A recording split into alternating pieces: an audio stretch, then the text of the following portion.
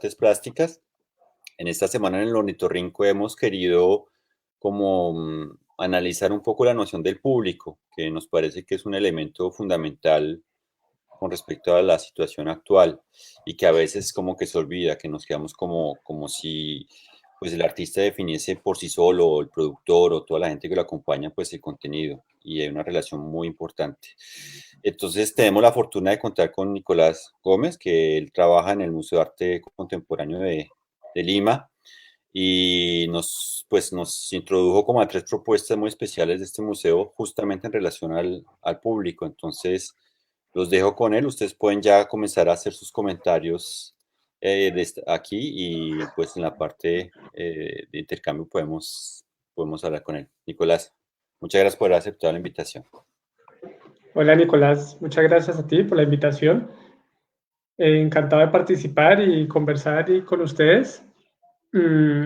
Efectivamente, desde 2018 estoy radicado en Lima como director del Museo de Arte Contemporáneo y recibí un encargo muy particular que sigo descubriendo y sigo explorando posibilidades y formas de asumir ese encargo.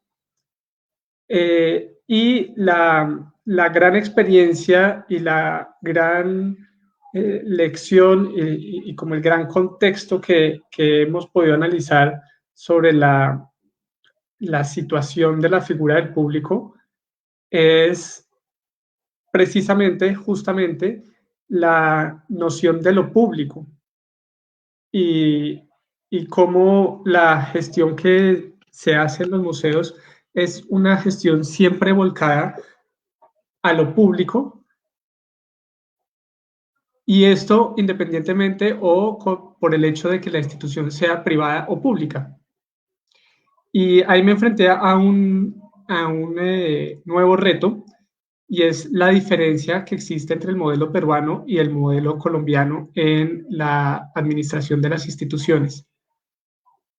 Mal que bien, y con sus riesgos y sus dificultades y sus inmensas y a veces insoportables burocracias, Colombia ha tenido un historial por lo menos más extenso que Perú en estructuración de las instituciones públicas enfocadas en artes.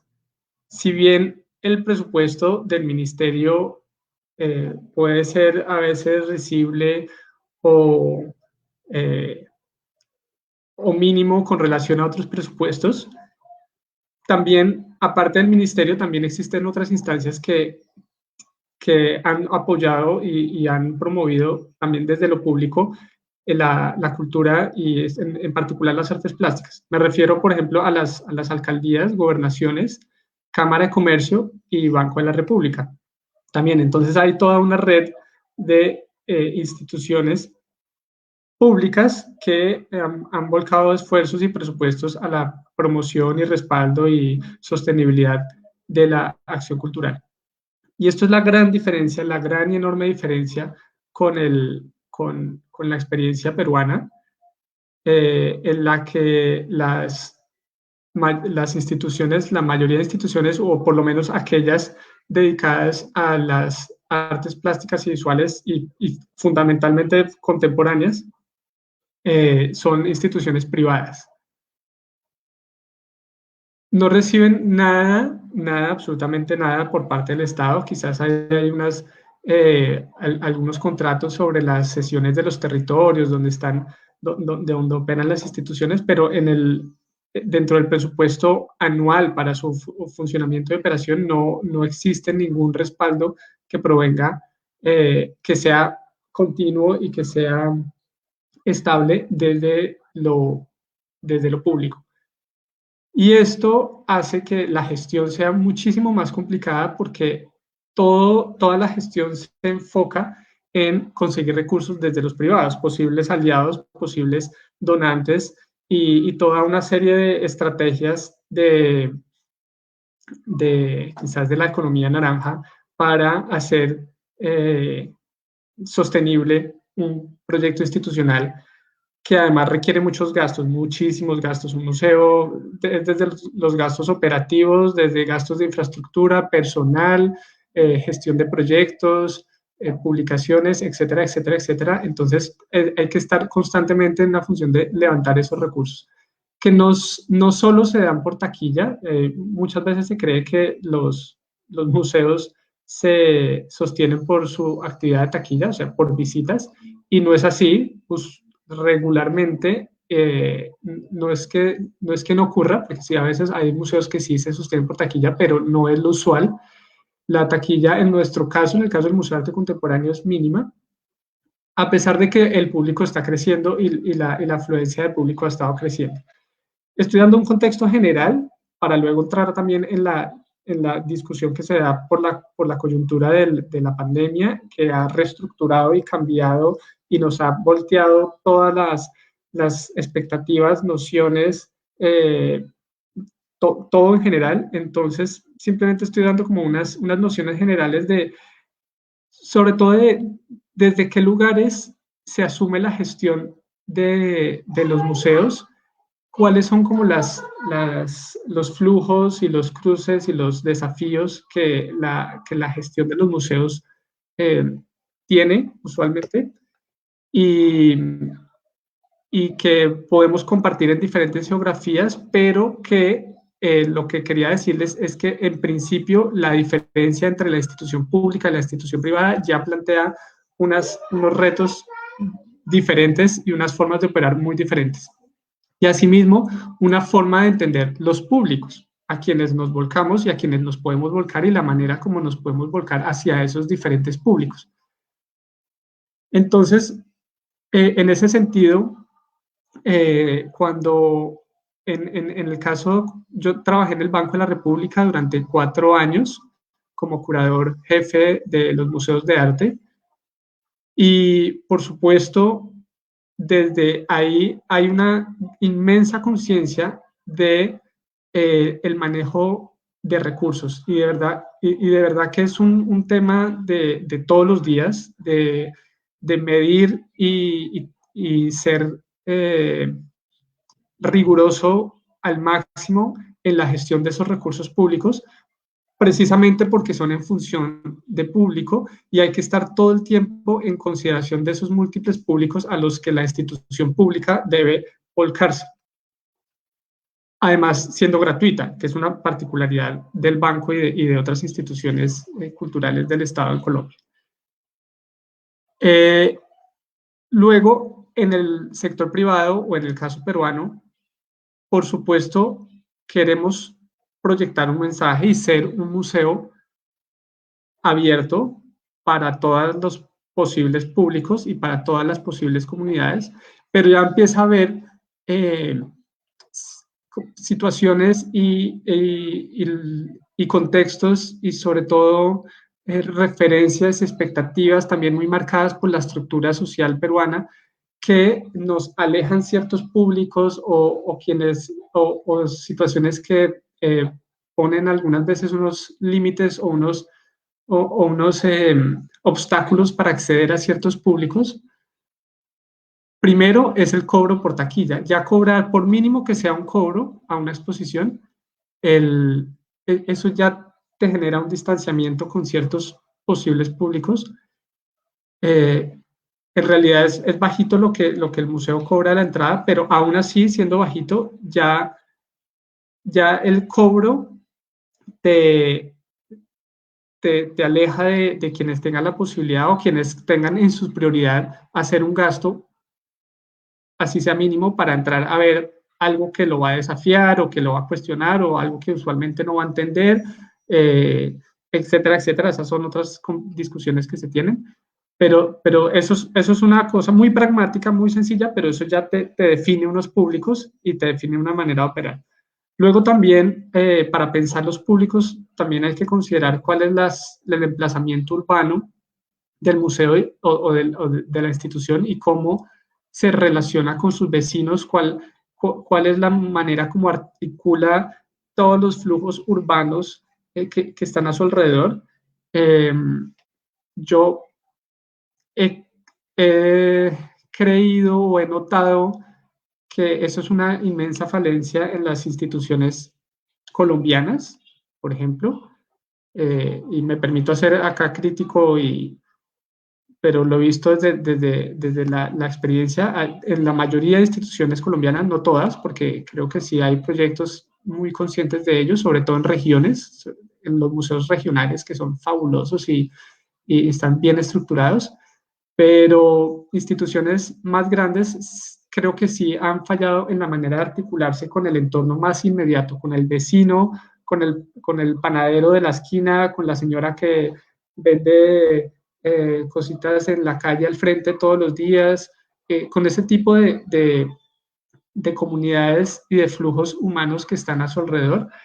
Y para el caso del Museo de Arte de Lima, del Museo de Arte Contemporáneo de Lima, donde estoy actualmente, ese ha sido un desafío enorme, también porque el museo se encuentra instalado en un parque que es público, pero cuando se hizo el proyecto arquitectónico del museo, encerraron el parque con unas rejas y las rejas fueron simbólicamente un obstáculo y un elemento simbólico excluyente hacia la comunidad cercana, que le decía a la gente, tú no pasas si no estás invitado, esto es exclusivo, esto no es para ti. Es como la lectura simbólica de esas rejas. Y entonces hay que trabajar mucho en eso, en acoger público, en decirle, no, oigan, las rejas es un tema de seguridad, pero tú eres bienvenido, pueden usar el parque, así no quieran entrar al museo, disfruten de las actividades que generamos en el parque. Esas son las cuestiones del día a día que tenemos que hacer. Pero a lo que voy es que hay una situación urbana también, hay como toda una conciencia de unas particularidades urbanas que hay que considerar. También cuáles son esos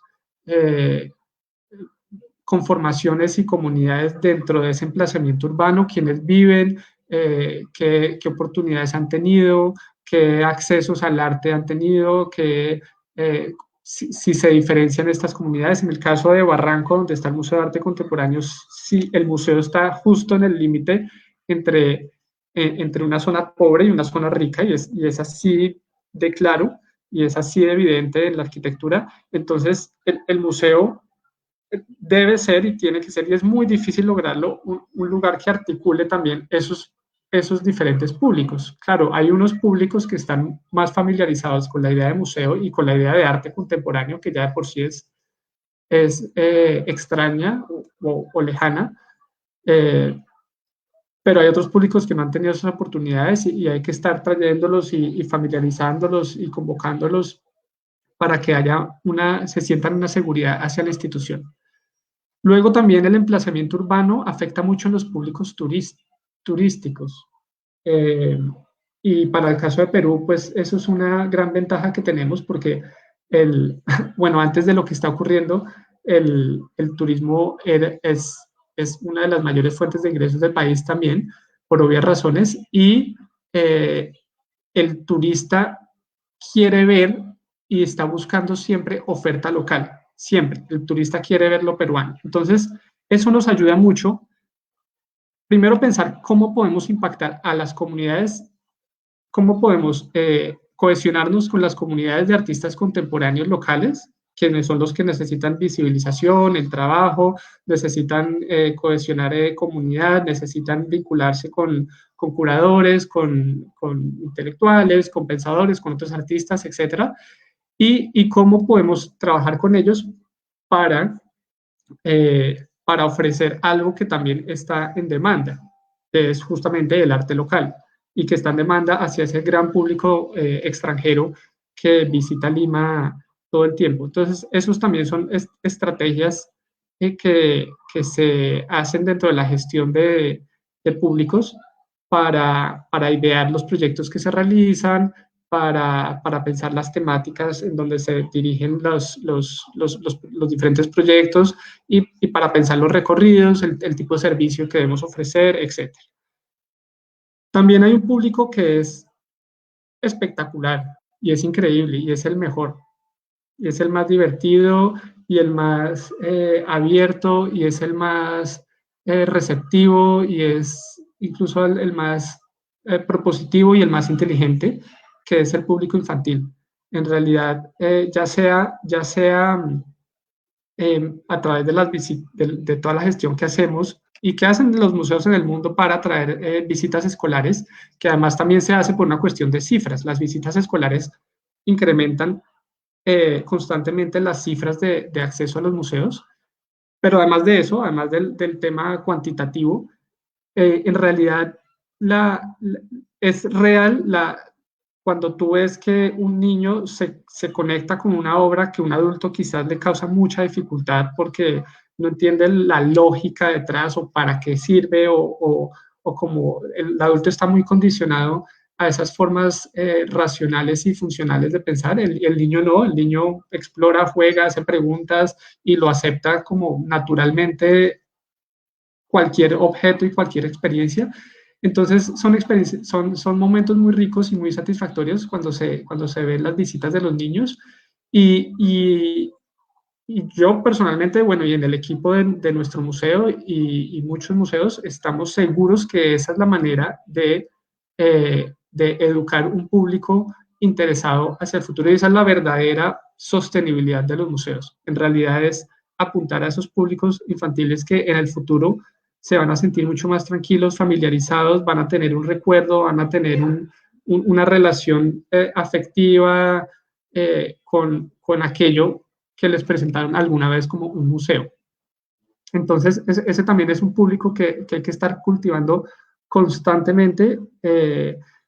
Hay riesgos, hay algunos riesgos, no son riesgos malos, pero son situaciones que hay que tomar en cuenta y es que tampoco se puede infantilizar el museo, y tampoco se puede infantilizar constantemente y no quiero decir infantilizar peyorativamente, pero sí hay momentos donde toca generar un equilibrio donde los adultos también buscan ciertos o otros públicos también especializados buscan otro nivel de contenido, otras discusiones, otras referencias, que no todo esté volcado hacia el taller para niños. Entonces, todo eso, todo el tiempo toca estarlo como equilibrando a través de las diferentes áreas del museo. Y un público muy difícil en ese sentido es el público adolescente, es el público que claro, no puede que vaya con los colegios, pero quizás no va con sus padres, no va por sí solo porque tampoco tiene dinero, está conectado con otras cosas, con las pantallas, con otras experiencias y demás.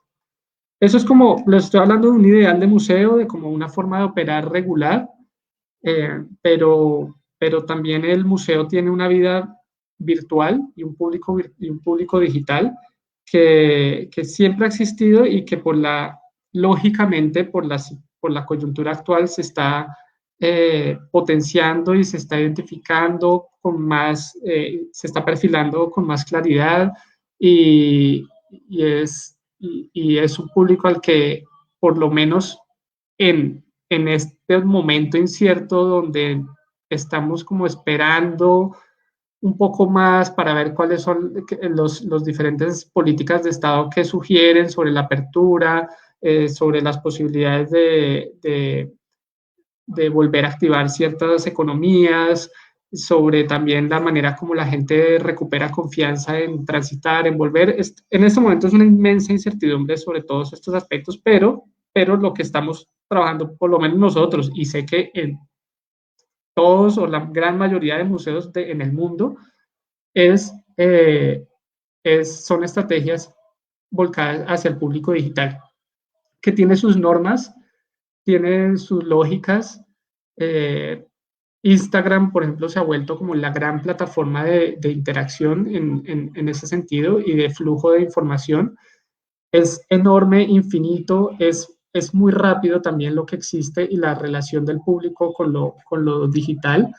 Digamos que todavía los museos, y digo que todavía, aún con el tema de la pandemia, aún con los riesgos de salubridad, aún con todo lo que ha pasado, todavía estamos aferrados a la nostalgia de la experiencia física, de la experiencia de la conversación dentro del espacio del museo, de la experiencia de la misma arquitectura, de la disposición de objetos, de la disposición de cosas, de recorridos, de caminos, de jardines, de paredes, pinturas, el color de la pintura de la pared, de todo. Todo está, en un museo, todo está considerado para ofrecer una experiencia corporal y física al visitante, fundada en la conversación, en el diálogo, en la relación del cuerpo y de tus sentidos con las cosas.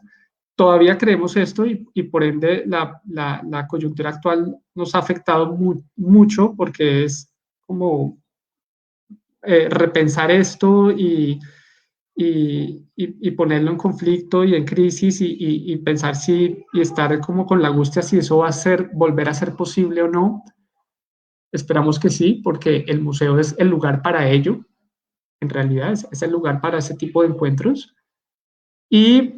Pero paralelamente funciona entonces el público digital que consume muy rápidamente, está navegando, está pasando, se le ofrecen contenidos, los contenidos deben ser muy ágiles, entonces en esa agilidad el gran reto es cómo tú le das información pertinente, cómo le das información constructiva, cómo le das una experiencia, así sea, no sé, humorística, por así decirlo, porque últimamente he visto muchos museos acudiendo al humor y en ese sentido, por ejemplo, celebro que el Banco de la República en sus plataformas online y sobre todo en las historias de Instagram, que se las recomiendo muchísimo, está recurriendo al humor y me sorprende mucho porque es esta gran institución seria y estructurada y se están tomando unos riesgos increíbles en las historias de Instagram.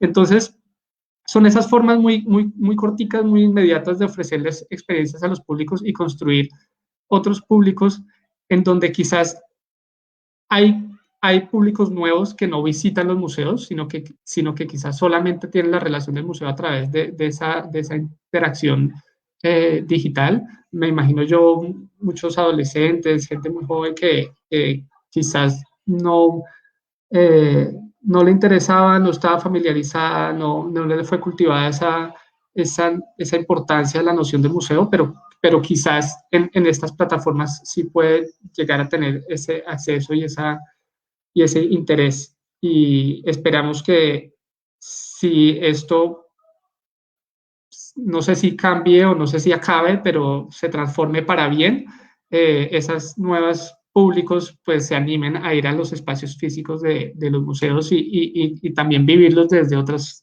otra manera. Entonces, en resumidas cuentas, como también para parar acá esta presentación, lo que quiero decir es que la noción de público es inmensa, es heterogénea, depende de los contextos de las políticas públicas que afecten la gestión cultural, depende del emplazamiento urbano, depende también de las nociones de estructuración social que haya en los respectivos contextos. Esto aquí en Perú es muy delicado, es un desafío inmenso porque hay un gran problema histórico de exclusión social fundada en racismo, clasicismo y machismo y es inmenso y es problemático y eso afecta directamente la manera como nos podemos relacionar o comunicar con los diferentes públicos, porque además no son dentro de los diferentes públicos en realidad dependemos es de todos los públicos, tanto el de aquí, de este lado, como el de este lado. Entonces, es un enorme reto. Luego también están los públicos locales, los públicos extranjeros, los públicos conocedores, o que son todos los que generan opinión pública, es decir, los mismos artistas, los académicos, los que son profesores de universidad. Por ejemplo, ese es un público muy difícil porque cuando uno estudia en la universidad, artes, carreras relacionadas con artes, siempre para nombrar al diablo, para nombrar a como lo peor que puede existir, es la palabra la institución. ¿No? Cuando en la universidad uno es estudiante y oye al profesor decir, no, es que la institución y la institución y la institución es como lo peor, siempre es referido como lo peor que existe. Entonces, es muy difícil aproximarse a ese público que está generando una opinión en los estudiantes y en los futuros consumidores de arte, en decirles que la institución no es un monstruo, que la institución es difícil de sostener, tiene desafíos, tiene retos, depende de presupuestos, depende de políticas, depende de capital humano. Entonces, no se puede meritar la idea de institucionalidad y hay todo el tiempo que reivindicar esa idea de institucionalidad con esos públicos críticos y esos públicos que están generando opinión, que eh, suelen ser quienes tienen voz y reconocimiento y credibilidad en el entorno académico. Y etcétera, etcétera. Bueno, no sé, ahí voy a detenerme un poquito para abrir de pronto la discusión con Nicolás o con usted. Sí, muchas gracias, Nicolás, por esta breve exposición. Los invito a quienes no hayan visto, pues que puedan ver los proyectos del Museo de Arte Contemporáneo.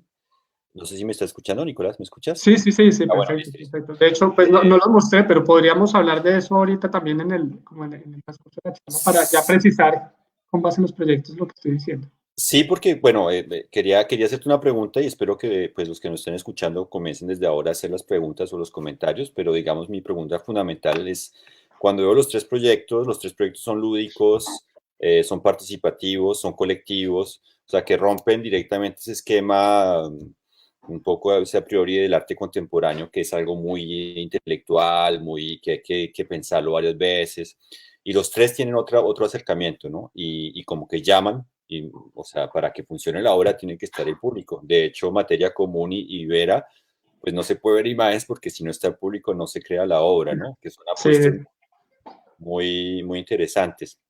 Entonces, del otro lado tú dices, bueno, este museo funciona con un público extranjero que está ahí, pero un público local. Y lo que me interesaría mucho es que tal vez si nos puedes un poco hablar cómo trabajar ese público local. Dices, bueno, hay un público infantil, que es el que se va a trabajar como en el largo plazo, pero ¿qué otras maneras hay para trabajar ese público local? ¿Hay un acuerdo con otras instituciones? ¿Hay unas guías? ¿De qué manera se trabaja ese público local? Esa sería como mi pregunta. vale. Sí, es una buena pregunta y difícil, sobre todo en el caso del Museo de Arte Contemporáneo de Lima y por las condiciones de Lima. Hay países donde el público local es muy fiel a sus instituciones y quiere mucho a las instituciones. Y, por ejemplo, en Medellín, nomás la gente en Medellín quiere mucho a los museos de Medellín. El caso de acá es diferente y es complicado. Para darte cifras más o menos de cómo está operando y cuál es la situación, la mitad de nuestro público es mitad extranjero, mitad local. De esa porción de los locales, la mitad es infantil y la otra mitad es adulta. Entonces, por lo cual una cuarta parte del total de visitantes al museo son adultos locales, ¿sí? Por así decirlo. La mayoría vienen de acompañantes de los niños, o una gran mayoría. O sea, son papás que buscan plan de fin de semana para los niños, como para diversificar de alguna manera los planes de domingo y suele ser en ese año. Obviamente, quienes se les ocurre ir a un museo o quienes saben que ir a un museo un domingo es una posibilidad, es un núcleo y un sector muy pequeño.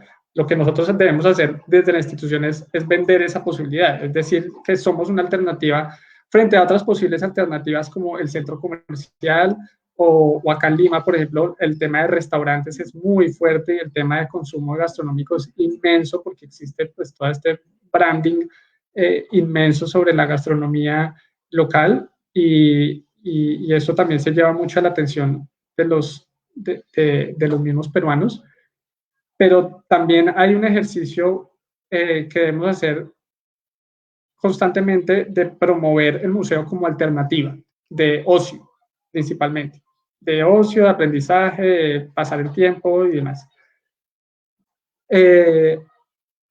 Y el tema de las comunidades cercanas, de los vecinos.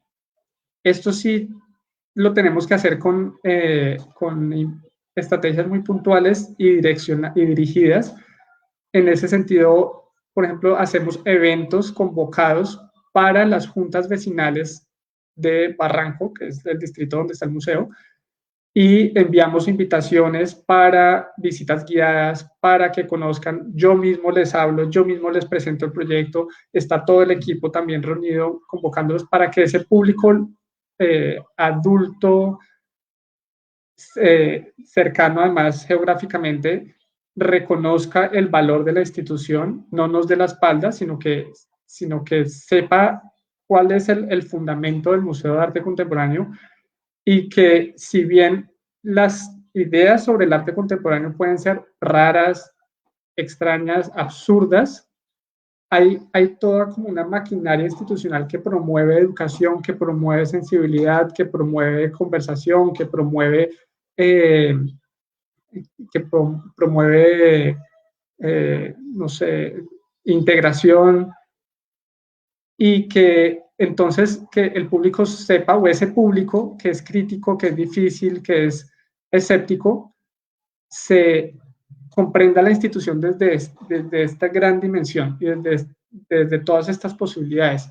No solo es poner una cosa que se llama arte y dejar a la persona ahí tirada para que le pase lo que le tenga que pasar, o para que se confunda, o para que entre en conflicto, sino que hay todo un andamiaje para que eso que llamamos arte tenga un sentido y comunique en diferentes capas.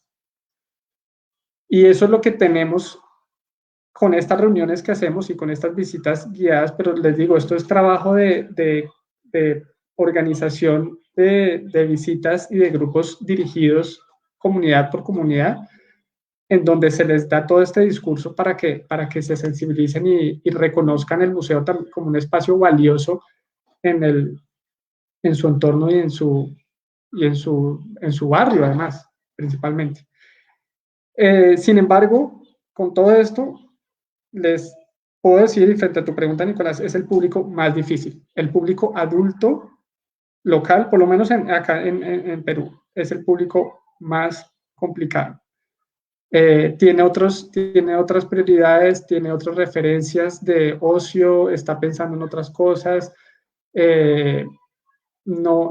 Y esto tiene mucho que ver precisamente porque la noción de institucionalidad del arte y una institucionalidad volcada hacia lo público es muy reciente, es muy, muy, muy reciente. En los países donde esto ya es histórico, donde esto viene desde años atrás, bueno, en Europa viene desde cientos de años atrás, y en Colombia viene desde por lo menos 60 años atrás, entonces ya hay una gran diferencia. Esto en Lima tiene 10 años, entonces es una noción de institución muy joven, y por ende el público local adulto no está acostumbrado, no conoce, no sabe, y es difícil, es muy escéptico, muy escéptico.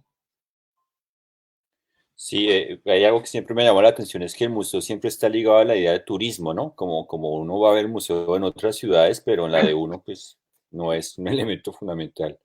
Sí, pero justamente es por eso, porque el turista, como turista, tiene su chip de que la experiencia turística incluye visitar los museos de la zona. Y si vas a visitar los museos de la zona, quieres ver el arte o la producción cultural que se realiza en esa zona. Entonces, eso ya de por sí es algo y una demanda que tú puedes capitalizar enormemente desde la institución.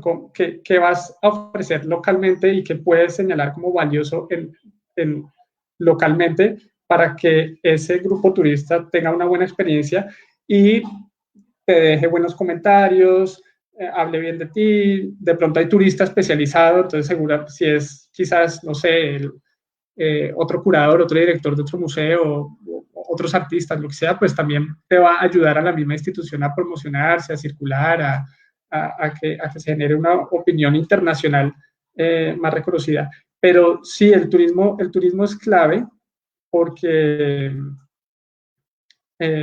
porque es un público muy fiel, por así decirlo. además acá en Lima aún más, pero siempre lo vas a tener. Siempre, incluso cuando la gente está en vacaciones localmente, que se van a la playa, y el plan de los limeños es irse a la playa durante todo el verano, sabes que dependes del público turista. Y ahí está, y es el que te genera flujo, afluencia, caja también por el tema de taquilla y demás. Sí, bueno, si quieren, hay por ahora solo hay una intervención de Max Autos que dice que ya vio una historia en el Instagram del Banco de la República. Sí. Pero te quería preguntar otra cosa, y es el lazo que puede haber o que existe, yo no sé, quería que hablaras de eso, es con otros museos en América Latina. Si sientes que están en en el mismo trabajo o son cosas muy distintas, no sé. Eso es súper, sí, es una buena pregunta. Es una buena pregunta. Una de las gestiones y las formas como se gestionaban los museos hace unos años, sobre todo cuando había el dólar, por ejemplo, está a un precio razonable en el contexto latinoamericano. Eso influye mucho, mucho, mucho en la posibilidad de inversión y gasto y de proyectos, el precio del dólar. En ese entonces había una manera de operar muy común entre los museos de Latinoamérica, por lo menos, pero que es la manera de operar de museos europeos, que es circular exposiciones. Entonces, las alianzas que se hacían entre museos era la posibilidad de traer estos grandes exposiciones y hacerlas circular en diferentes museos, compartiendo gastos de transporte y de seguros, etcétera, o de la impresión del catálogo, lo que fuera. Entonces, es una forma de gestionar. Con el incremento del dólar de unos años para acá, eso se ha vuelto cada vez más difícil. Pero además de esto, además del tema económico, también se hace más evidente que las comunidades locales reclaman su participación y reclaman su presencia en el espacio del museo. Entonces, si bien es fabuloso e increíble ver el arte internacional, eso nadie lo niega, pero también en las funciones principales, básicas del museo, debe ser la promoción del arte local, porque las escenas artísticas cada día crecen, es decir, si cada semestre se gradúa un grupo de artistas de todas las universidades de arte que existan. Entonces es una comunidad que crece y crece y crece, y que crece en un entorno hostil, porque las oportunidades son pocas y las instituciones son pocas, y los mecanismos de acceso al mercado también son difíciles, y el museo debe estar volcado entonces eh, a esta producción local. Y es lo que está ocurriendo en los museos en el resto del mundo. O sea, si yo te digo, por ejemplo, casos interesantes del Museo de Arte Contemporáneo de Panamá, o MAC Niterói en Brasil también. Luego también, bueno, yo soy fanático del Museo de la Tertulia, también trabajé allí, pero es un lugar que quiero muchísimo en Cali. Y puedo nombrarles todos los regionales en Colombia, son proyectos espectaculares. El Museo de Arte de Pereira es una maravilla. El Museo de Arte del Tolima está haciendo unos esfuerzos grandes por transformarse, por cambiar sus programas y por dinamizarse. El museo, y uno que es espectacular, es el Museo de Roldanillo, el que realizó Omar Rayo, y es un proyecto museístico de un impacto en comunidades fuertísimo. Entonces, fíjate que lo que ocurre es que las escalas se están volviendo más pequeñas y de mayor impacto en lo local, y en lo regional y en las comunidades. Y los museos en el mundo están reconociendo que ese es el futuro, y más aún después de la pandemia y lo que estamos viviendo actualmente. Eso va a ser lo que va a poder permitir la sostenibilidad de los museos y su relación con la gente. Es curioso porque cuando dices eso pienso en el problema de la agricultura, que también son circuitos cortos, la valoración del que produce, que es más cercano, también es como algo que hace reevaluar toda la estructura económica, ¿no? Pues estamos hablando de arte, pero hoy en día también estamos pensando en cómo nos estamos abasteciendo, ¿no? Que es ese De también. acuerdo, de Sí. acuerdo. No, y ahí te permite entonces también unas economías, es motivar, promover unas economías también locales.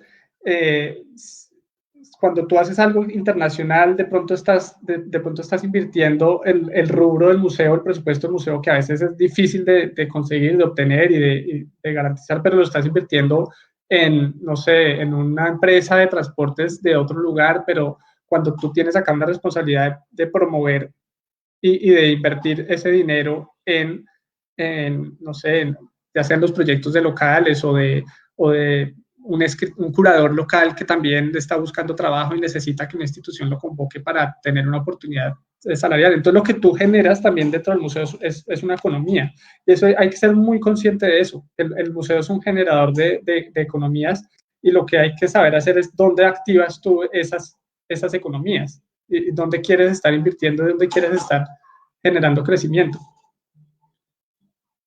Listo. Ya tenemos algunas preguntas. Entonces, Esteban Reina Ortiz dice, hola Nicolás, gracias por la charla.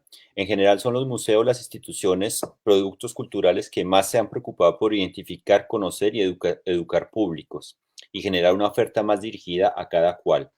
La Uh pregunta -huh. es, ¿por qué crees que en el arte generalmente se le ve con sospecha a pensar en los públicos? ¿Crees que que provenga de una noción de que pensar en el público es algo muy capitalista o muy mercantilista?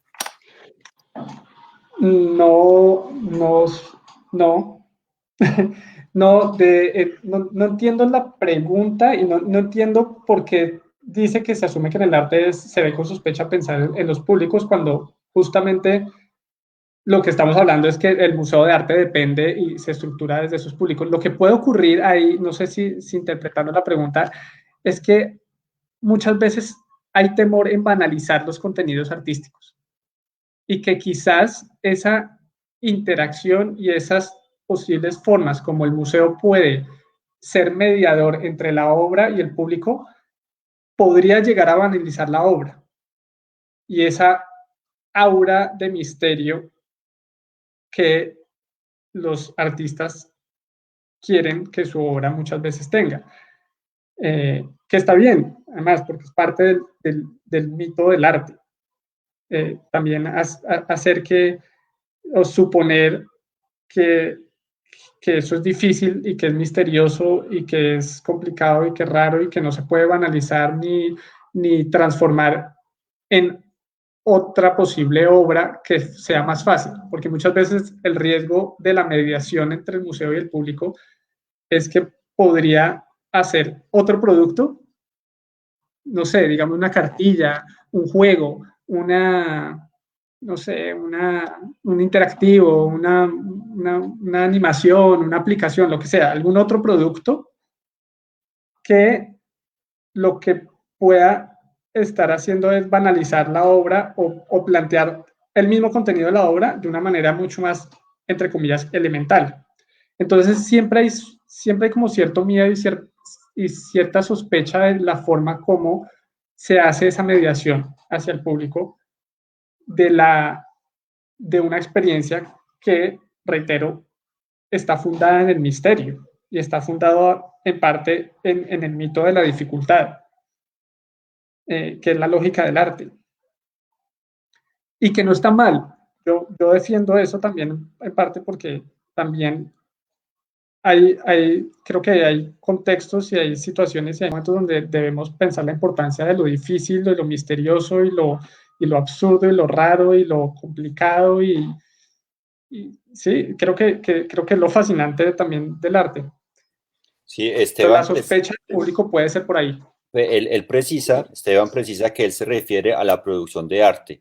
Dos puntos. En las universidades no se forman artistas con una noción de pensar en el público. A Así, eso hacía eso alusión. ya es verdad. Creo que va también por lo que estoy comentando, creo, lo puedo como mi respuesta iría también por ese lado, como también porque se forma como esta idea del artista genio, un poco como que vas si tienes una buena experiencia académica, es cuando vas a lograr conformar tu propio lenguaje artístico, entonces tienes que, no sé, como mantenerte unos misterios y unos secretos para ti mismo, un poquito como esas ideas muy también anticuadas y anacrónicas del arte.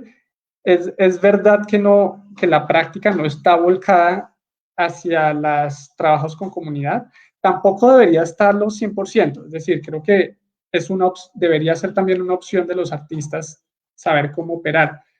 No es que el ideal del arte sea un arte comunitario, para nada, yo no planteo eso, pero, pero sí debería estar dentro de la baraja de posibilidades. Al momento incluso de pensar cualquier medio, ¿no? Si en una clase de pintura, por ejemplo, no sé, entonces la clase de pintura, en vez de que te enseñen a pintar y a usar óleo, más bien que te enseñen es a comunicarte o a saber integrar ese objeto denominado pintura en un circuito colectivo y de interacción con el público. Es una idea que estoy dando. Sí, hay una pregunta hay varias, de Jomax Saboto, dice, mi pregunta sería la relación de los museos con los habitantes locales de la periferia, porque así estuviera funcionando el metro elevado aquí en Bogotá, ¿cómo pagar un boleto de transporte público para ir al museo? Sí, hay que ir, hay que ir, y ya eso está estudiado, hay muchos museos que lo saben y lo han trabajado.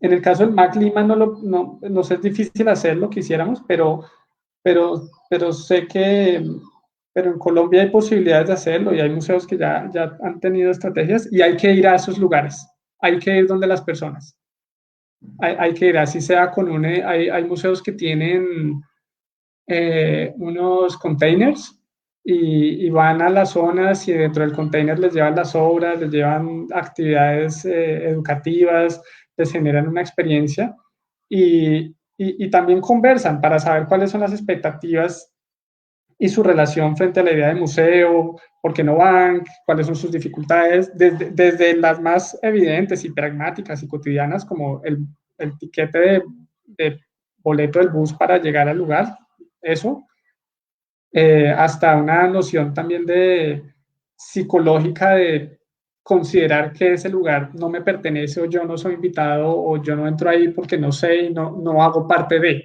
que eso suele ocurrir mucho. Tú puedes tener los recursos y las facilidades para entrar, pero no entras porque crees que no haces parte de o que no eres bienvenido. Eso ocurre mucho. Acá en Perú es muy típico. Entonces, frente a esa pregunta, si hay posibilidades, las redes funcionan, ayudan, por supuesto, porque las redes son mucho más democráticas en ese sentido, pero también el museo tiene que ir.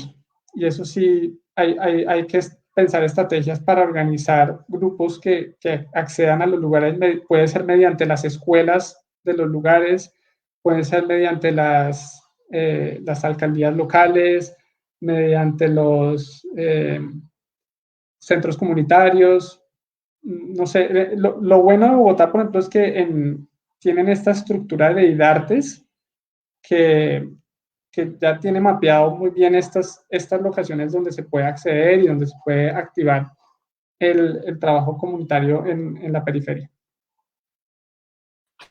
Sí, es un poco desplazar el museo, ¿no? Abrirlo y es eso, ¿no? Un poco. Sí, claro, cuando es público y hay recursos, de verdad que se puede. Y es algo, y debería ser una estrategia, así como cuando tú anualmente sabes que vas a hacer exposiciones y inviertes un dinero en las exposiciones que vas a hacer. Sí, yo creo que mientras tenga las posibilidades y los recursos y un presupuesto asignado, eso debería ser un proyecto, siempre, cada año.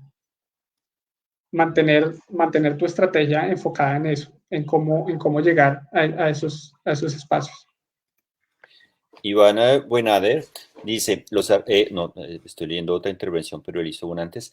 Creo que es importante diferenciar la misión de cada museo, dos puntos, Uh así -huh. como de dónde salen los fondos que sostienen el museo. El Sí, concepto de museo en Estados Unidos es muy diferente a Europa y muy diferente a Latinoamérica. Son tres instituciones diferentes. Sí, es muy cierto, tiene que ver con lo que estaba comentando al principio. Es verdad, el modelo de museo público suele ser más europeo. El museo privado es un modelo de Estados Unidos o de la mayoría de museos en Estados Unidos. Acá en Latinoamérica es mixto, hay privados y públicos. Sin embargo, sí hay unas enormes diferencias en los presupuestos asignados y eso sí ya te da, pero son enormes diferencias y eso ya pues cambia las posibilidades de gestión. Pero también los públicos son diferentes, son muy, muy, muy diferentes. El público latinoamericano, por ejemplo, sí es participativo, mucho más... es cuando lo invitas y se conecta y le das las herramientas, interactúa mucho más y no es tan esteticista, sino que le gusta que los espacios sean más frescos, más informales, más, no sé, como más domésticos también, de alguna manera. El público europeo y eso nos pasa en el museo, porque lo hemos visto anotado en los libros de comentarios, que el público extranjero europeo sí es un poco más solemne y tiene una impresión del museo desde otro lugar, como desde una institución mucho más arraigada a la tradición y al silencio, al, al cubo blanco, y esto pues tiene que ver con también la manera como se han construido sus museos y la manera como operan sus museos en sus respectivas geografías, ¿no? Y cómo esas maneras están instauradas en su misma experiencia, en su misma expectativa de museos. Pero esto que comenta o que comentas es cierto, los públicos y las nociones y los modelos son diferentes, no existe una forma de museo eh, única, sino que hay que adaptarse a los contextos. Dice María Paula Gutiérrez, buenos días, quería saber qué experiencias conoces de museos locales en otras regiones en Perú y cómo están gestionadas. También otra pregunta que tengo es, ¿qué lugar tienen las lenguas indígenas dentro de las exposiciones y experiencias del museo, teniendo en cuenta que en Perú, además del español, se habla quechua y otros idiomas? Sí, buenas preguntas. La situación en regiones aquí en Perú eh, no es muy buena realmente, precisamente porque no han contado con una estructura de fomento desde los gobiernos locales. No existe una mínima noción de respaldo a la institucionalidad del museo en provincias o en otras ciudades intermedias. Es una pena. Todo se concentra en Lima, desde las academias y el mercado y, y la circulación de conocimiento sí, en general se concentra en Lima. Sé que en Trujillo hay iniciativas porque hay personas y artistas que, bueno, ciertamente han vivido en Lima toda su vida y hacen parte del circuito artístico limeño, pero sus familias son de Trujillo, entonces tienen un afecto pues una simpatía y un cariño por la región de su familia e invierten en ciertos espacios de promoción artística en Lima. Y en Arequipa en Cusco existe, y se me escapa el nombre, existe una residencia. Se me escapa el nombre del organizador, pero funciona bastante bien. Y se me escapa el nombre de la residencia también, discúlpame, pero funciona muy bien. Cusco, pues es un entorno increíble, es un lugar muy codiciado y espectacular hacer una residencia y vivir allí un tiempo y tener como acceso a las comunidades locales y a los paisajes locales, también a la materialidad local. Eso para la primera parte de la pregunta. Y la segunda parte de la pregunta, sí, tienes toda la razón que las lenguas y tradiciones indígenas han sido históricamente relegadas, es verdad. Sin embargo, por lo menos desde que yo estoy acá hace un par de años, he visto varias iniciativas enfocadas en promoción de prácticas artísticas y artesanales del Amazonas. Y hay gestores como el artista Cristian Bendayán en particular, pero hay entre otros que han estado abocados y concentrados en recuperar y divulgar arte amazónico. Y en el MAC lo hemos hecho cuando tiene sentido hacerlo en el marco de exposiciones colectivas, y siempre cuando organizamos y hacemos una curaduría de una exposición colectiva, en las discusiones siempre aparece el tema primero de representación de género. Es un tema clave, porque también es tristemente los nombres reconocidos o los nombres que se tienen como en el mapa mental cuando se habla de arte y suele ser de hombres en ciertos contextos, y acá ocurre.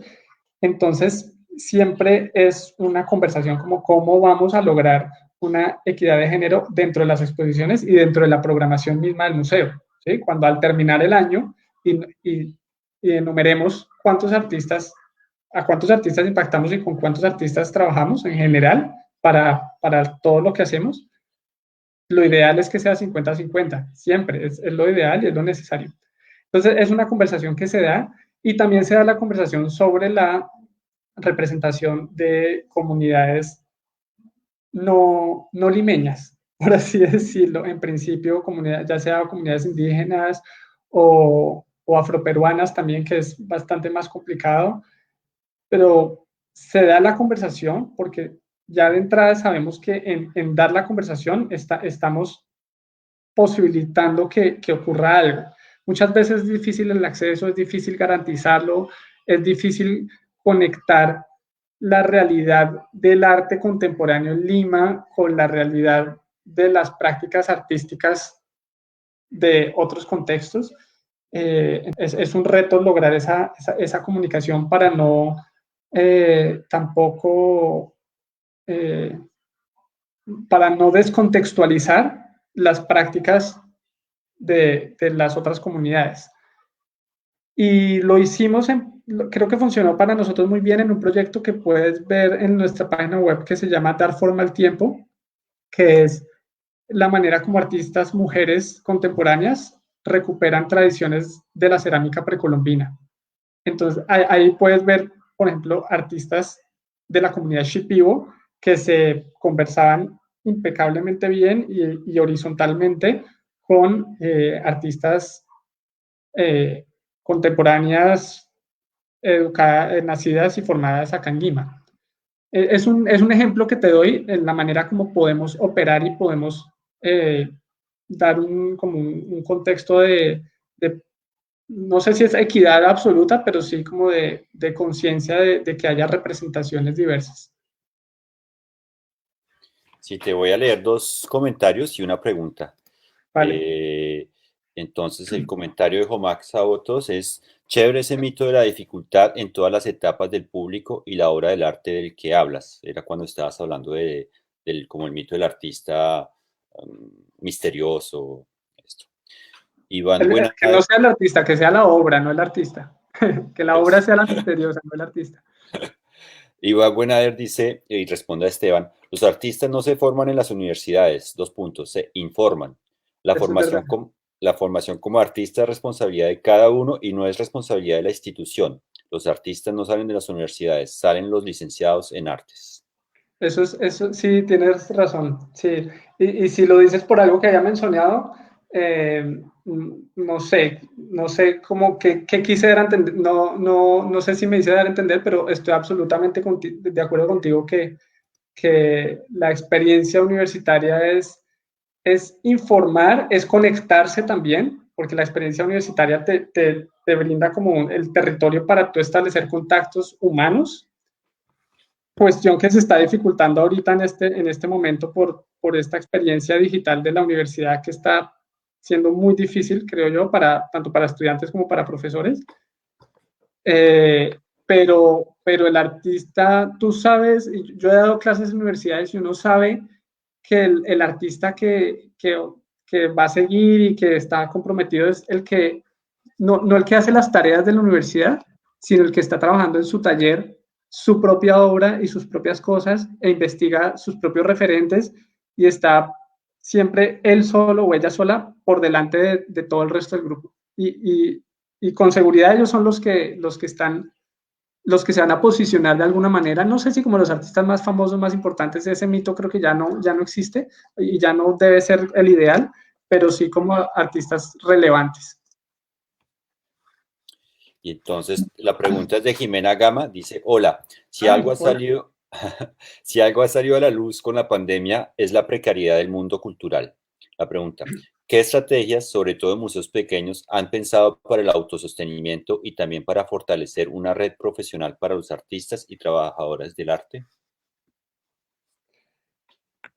Ay, la gran pregunta del momento. Acá está ocurriendo cosas pequeñas, aún no hay una estrategia gruesa. El tema es que somos dependientes de estructuras privadas en realidad muy fuertes, por fortuna. En el caso del MAC Lima y otros museos locales pequeños, somos privados, somos en la mayoría dependientes de unas de grupos económicos bastante sólidos. Entonces, lo que nos está ocurriendo naturalmente es que el presupuesto no estamos generando ahorita caja para los gastos de los museos, porque pues no hay taquilla, no hay eventos, no podemos alquilar espacios, no podemos hacer nada de nada en el espacio físico, no podemos dar talleres, aparte de lo que podamos hacer virtualmente, pero no se compara el ingreso que se genera. Entonces, somos dependientes de estos poderes económicos que por fortuna ahí están. Y por el momento nos respaldan y no quieren dejar morir los proyectos culturales que toda su vida han respaldado, porque son además los proyectos culturales que los posicionan socialmente y que les permite otra identificación dentro de otro estatus dentro de la sociedad, como promotores de cultura. Entonces, en ese sentido, tristemente, aquí he visto que ha sido como una experiencia muy individual, en donde cada uno de estos museos está refugiado con su grupo de trabajo pequeño, haciendo sus estrategias web y potenciando diferentes acciones en web, esperando que sea el 2021, por lo menos, porque ya sabemos que este año es bien difícil, entonces esperando a que sea el 2021. Mientras tanto, conversamos para generar presión al gobierno y al Estado, cuestión que sé que en Colombia se ha hecho porque he visto todas las cartas, he firmado algunas y demás. El tema con pedirle al Estado es que cuando le pedimos al Estado, el Estado tiene que reestructurar todas las políticas y todos los mecanismos y todas sus burocracias para poder dar esos apoyos que se están pidiendo. Entonces, en este momento, hacer toda esta reestructuración para cualquier estado es engorroso y no es prioritario cuando también tiene que hacerlo para otros campos prioritarios, especialmente salud, siendo el caso de lo que estamos viviendo. Entonces, lo que sabemos aquí en Perú frente al Estado es ese, que si pedimos, estamos pidiendo, si pedimos cualquier cosa, no sé, la posibilidad de un presupuesto garantizado anual de ahora en adelante, o beneficios para los donantes, o beneficios tributarios para los donantes, o reducción de de impuestos, lo que sea, cualquier posible política de apoyo, de respaldo económico, porque el problema realmente es de caja y de sostenibilidad. Pedir cualquier cosa de estas sabemos que implica cambiar una política y cambiar un mecanismo que es mucho más grueso y que implica sesiones de Congreso y demás. Y ya lo que veo acá es una especie de desilusión frente a esa posibilidad de pedir algo, como es mejor no pedir. Entonces, ese esfuerzo de cohesionarse y trabajar en conjunto en una solicitud conjunta termina en una gran frustración. Luego, sabemos que lo que podemos hacer en ese sentido, pues, y siempre se hace y siempre se busca hacer es, claro, trabajar en comunidad a partir de, entre comillas, favores o como de trabajo colectivo. Entonces, yo te doy, tú me das, pero de eso no vive el hombre, ¿sí? Todo el mundo va, en algún momento la gente va a pedir dinero. Queremos que nos paguen honorarios, queremos que nos paguen un fee, queremos que nos paguen, y claro, es una situación muy difícil porque tampoco el museo, o en el museo nuestro en particular, pero en muchos otros museos, no existe la caja para hacer esos pagos. Entonces hay un momento donde no, tampoco vamos a poder generar una economía de circulación de dinero si el museo, que es el que administra dinero, no lo tiene. Y con toda razón los artistas y, no sé, o colaboradores, o escritores, curadores, etcétera, pues van a pedir honorarios y exigen sus honorarios y con toda razón porque es su trabajo y eso cuesta. Entonces es una especie de paradoja y es una pregunta muy difícil. Se hacen cosas, se están haciendo cosas independientes, como te digo, cada museo buscando una alternativa como de, primero de llamar la atención por web, porque todos estamos llamando la atención por web, diciéndole a la gente, yo existo, yo existo, yo existo, mírame, mírame, mírame. Y de alguna manera capitalizar esas estrategias web que hace un mes no se nos ocurría cobrar por cursos y talleres porque podíamos hacerlo gratis por web, ahora sí tenemos que cobrar por web y ahora sí hay que cobrar por experiencias en línea, porque es la única manera también de estar generando algo de dinero. En nuestro caso del MAC hemos sido muy afortunados porque ha habido empresas, de nuevo, grupos empresariales sólidos que han estado dispuestos a hacer donaciones a proyectos que van a tener vida en línea, proyectos editoriales, proyectos de investigación, proyectos educativos en línea que ya estructuramos y que por fortuna pudimos conseguir un cierto dinero para poder poder enfocarnos en esos proyectos en el resto del año. Pero la lección que nos da eso es que estamos siendo actualmente dependientes del capital privado, en el caso peruano. Y ha sido así la historia local y parece como si seguirá siendo y es la lógica del contexto. En el caso colombiano creo yo que, reitero que por fortuna existen otras plataformas desde otras instancias del Estado y ojalá sean más, puedan ser más coherentes en la formulación de las bolsas de trabajo que ofrecen y de las oportunidades que ofrecen y de la manera como pueden disponer de sus presupuestos para que sea más equitativo y más también no apuntando a un gran proyecto, sino a la posibilidad de repartir más homogéneamente en diferentes instancias esos presupuestos asignados. Lo digo para el caso del banco, por supuesto, que el banco genera una economía enorme en los creativos y artistas e intelectuales. Cámara de Comercio, por supuesto, y gobiernos locales como IDARTES o las alcaldías locales. Pero ojalá sí hubiera una administración muy clara de cómo hacer una distribución sana de esos presupuestos que existen, porque en realidad existe, ese dinero existe. Y hay que mantener la economía un poquito, claro, con dificultades y más modesta, pero que esté activa. No sé cómo más responder porque es la pregunta que nos estamos haciendo todos los días, todos, lo que Jimena acaba de preguntarnos. Sí, creo que si la responderías sería como, como raro, ¿no? Como, No, si la respondo sí, sería sí. como, me gano la lotería.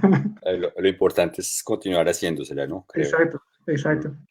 Bueno, Nicolás, pues te quería agradecer por haber participado en este espacio. Creo pues nos abre muchas posibilidades en esta semana. Ayer reflexionamos en el arte plástico, perdón, en el cine experimental. Pues ha sido como atacar el problema de distintos lugares. Entonces, muchísimas gracias por tu experiencia y también los invito, si no lo han hecho, a ver las obras del MAC, que pues yo no he estado, pero me las imagino y me dan ganas de estar ahí físicamente. Sí, chévere, no hablé mucho de ellas, pero creo que lo que dije, lo que alcancé a decir era como los contextos institucionales y como toda la teoría y todos los desafíos generales que nos han permitido y que nos han llevado a la realización de esos proyectos particulares, a la manera como se han definido.